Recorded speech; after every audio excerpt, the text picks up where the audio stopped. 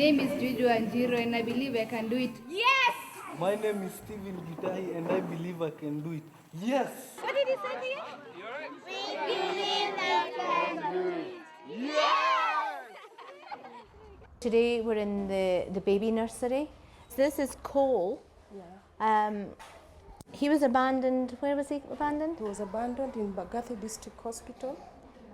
So this is frequently what happens. The mother just walks out the maternity hospital and leaves the baby behind, and Cole's one of these babies. Often we'll get phone calls and we're asked to pick up as many as 8, 9 and 10 of these babies where the mothers have just walked out and left them.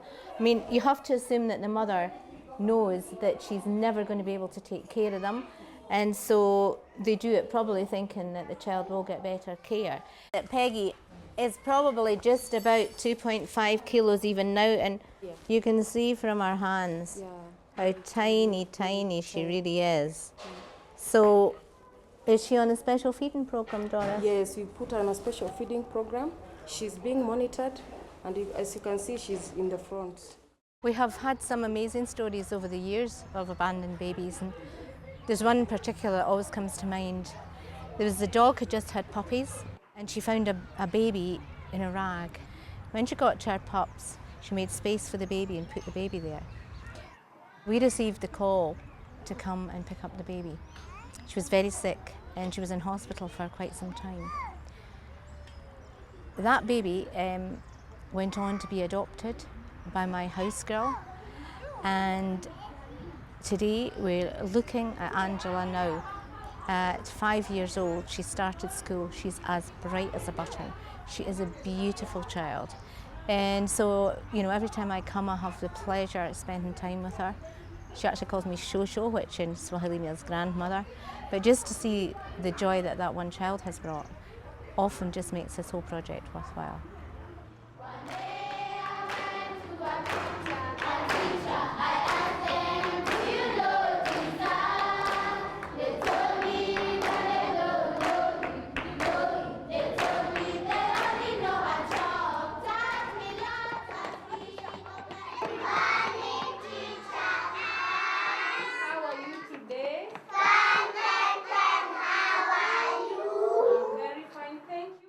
An elephant fell in a hole. An elephant fell in a hole. And it made some sound. How many sounds does the English language have? The biggest difference between Jonathan Glog and the other schools I had been to was it instilled in me a work ethic that was really different from the others. You see, in the other schools you would sit in class, wait for the teacher to come, give you 100%. You would not look for anything outside what the teacher gave you. So here it taught me how to learn, to speak. It taught me to just go out of my way to look for something extra, to work, not just to wait to get everything on a platter. So that was a major difference with other schools, and it really helped me all through. The thing I liked most about Jonathan Glog Academy was it's not just a school, it's a family.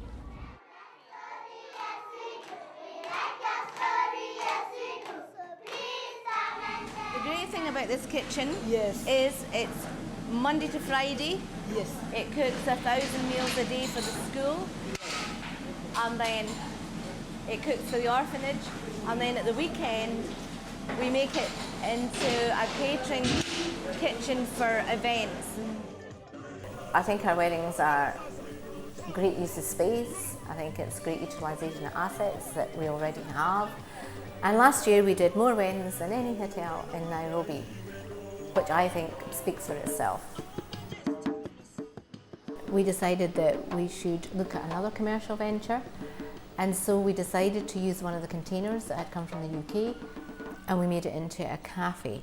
And this was really twofold. It was another stream of revenue for us, but more importantly, it is a training base for our older children.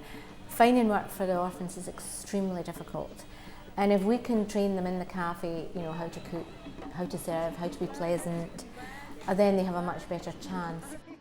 I started liking catering jobs when I was still in school. So I was helping in the kitchen by then. I was very small. And since then, I got that heart of cooking. That is when I decided to join college, did catering course. It was my wish to work for my brothers and sisters in the home so that they can see that there's future outside there. I'm asking them, do you want pink? No, I don't want pink, I would like blue. We can't always get it right, but sometimes they just like to get something. I'm going to just see. Maggie, is that too sparkly for you? You like it or don't? I do. You do, okay. Carlin, come here. My name is Mam Tabitha. I'm a mother in charge of House 1. Yeah, so we stay here as a family, all of us. In House 1, we are 15. I have 15 children. I have 8 boys and 7 girls. I have one child is going this week by Friday, and he's Sebastian. I was told by the adoption office that dad is coming today to start bonding with the kid, with Sebastian.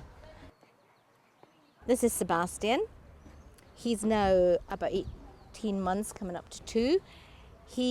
When he was abandoned, he was brought to us at 1 day old, and he was so tiny, he was under 2 kilos, he had to go in an incubator.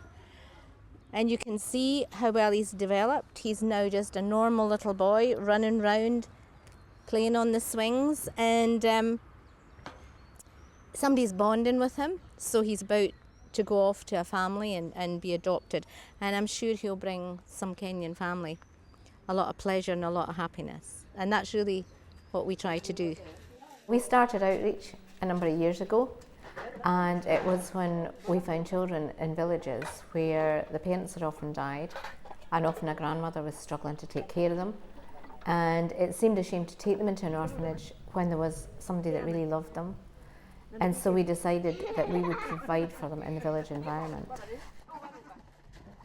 We took on the children into the program 3 years ago. That is Tom and Monica. Way back when Tom was in the nursery class and Monica was in class 1. Okay, and we have seen them grow, even in the hands and in the good care of their grandmother. Where is Tom? Where is Tom? Asked. She asked. She asked. So the 2 children are improving every term in their schoolwork. And what I would say is that Kenya Children's Home Outreach Program has really impacted on the children's life and the schooling. We bring them in to the orphanage for a week's holiday. Now that does 2 things. It gives the grandparent or the auntie a week of a break, and we always do it before Christmas, and it's like a holiday camp. So the children have great fun and they view it as a holiday, and we check their education, we check their teeth, we check their eyes, we make sure that their health is good. And you know, it's good to also check their education, because some of the schools we send them to are better than others. Okay? Now I want you to read for me so that I can see whether you are doing well in reading, okay? It's aimed at helping them mingle and get to meet their friends, because many of them develop friendships over the years. And so when they come back to KCH for the retreat, they always are very happy to meet their friends that they met last year. The outreach program is the most important thing for Kenyan children which has happened, because in this way we are able to penetrate all corners of the country. We have 8 provinces in Kenya, and we have children from all those provinces. So in this way, we are helping many, many more children, and more children who are going to grow up in their own communities, happy within their family setups. Kabira is the largest slum, we believe, in Africa, certainly the largest slum in Kenya. They tell us there's 1 million people live within a 2.5-mile radius, so you can understand the density of the population. The buildings you can see did not exist. There was no gardens, and this was just a slide of mud going down to the river. Now you can see we've got a nice layout with gardens. The children, as you can see, have all got uniforms. If you see where the children come from, The houses are really tiny. There's no space round the houses. They've nowhere to play. When they come here, they've got what they would describe as enormous playing fields. And we organise games and things for them. So this has really become very central to their lives. The children have access to what is now really quite a good library. This is an ongoing project for us. And we're working in many schools in the UK asking people to give books. When we arrived here, the children had not had, for about 6 months, they had never had any lunches, they had not been fed, the teachers had not been paid. And when we were approached, the school was just ready to close. It wasn't really fit to have children in. What we've really changed about this is the fact now that the children get porridge in the morning, and then they have a meal in the midday. And you'll see when we look round how the health of the children has in fact improved hugely. When we started the bakery, we were really keen to sell some bread at very, very low prices to benefit people in Kabira.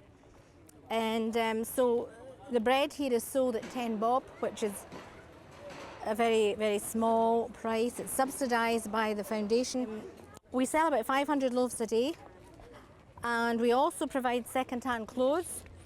For people in Kabira, this is a huge benefit to be able to go along there, get bread cheaply, and get some cheap second-hand clothes. You can see the number of children around. The need is huge. Here you are, darling. There you are. You want some?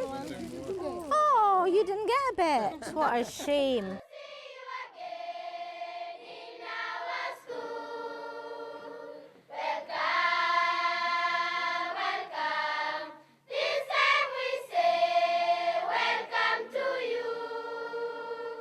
If you were a Masai girl, you stand the risk of female genital mutilation, as you say. That is done is about the age of age 9 to 11. And then if you're orphaned, there is nobody to defend you. That's right. That is the reason why we had to get the orphaned girls. The risk is high. When they learned how to interact with us and interact in the languages that other people understood, then we started exposing them by taking them to the music festival, building on their beautiful voices.